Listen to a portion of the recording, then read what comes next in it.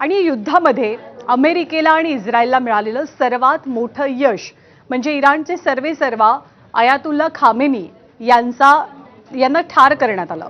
आणि Ayatollah Khamenei यांना अवघ्या 30 सेकंदात अमेरिका आणि इस्रायलनं कसं ठार केलं त्याची एक प्रकारे A to Z story, inside story आता उलगडलेली आहे। अमेरिका आणि इस्रायलच्या लष्कर आणि गुप्तहेरांनी 30 सेकंदात खामेनी आणि त्यांच्या सोबत असलेल्या अधिकाऱ्यांचा खात्मा केला। यासाठी गेल्या अनेक महिन्यांपासून नियोजन सुरू होतं। मोसाद आणि सीएच्या गुप्तहेरांनी एकत्र बसून या हल्ल्यामध्ये महत्त्वाची भूमिका बजावली। त्यासाठी अमेरिकेनं ऑपरेशन एपिक फ्युरी आणि इस्रायलनं ऑपरेशन लायन्स रोड्स या मोहिमा एकाच वेळेला सुरू केल्या। हे नियोजन इतकं अचूक होतं की या हल्ल्याची इराणला साधी कुणकुण सुद्धा लागली नाही।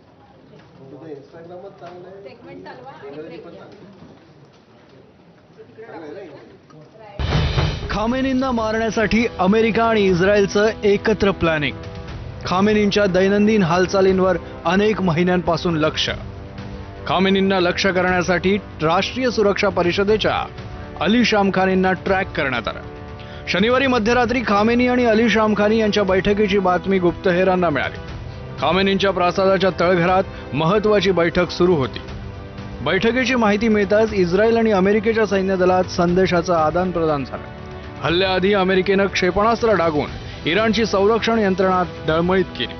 त्याचवेळी इस्रायलनं 30 क्षेपणास्त्र खामेनींच्या प्रासादावर डागली। इस्रायलकडून अमेरिकेनं दिलेल्या बंकर बस्टर मिसाईलचाही वापर करण्यात आला। अवघ्या 30 सेकंदांमध्ये खामेनींचा प्रासाद उद्ध्वस्त झाला। खामेनींसह त्यांचे अर्धा डझन अधिकारी मारले गेले असा अमेरिकेनं दावा केला। त्यामुळे अमेरिका आणि इस्रायलनं हे ऑपरेशन इतक्या ॲक्युरेट पद्धतीने आणि परफेक्ट पद्धतीने राबवलं की केवळ 30 सेकंद लागले त्यांचा सर्वात मोठा शत्रू खामेनी यांचा खात्मा करण्यासाठी।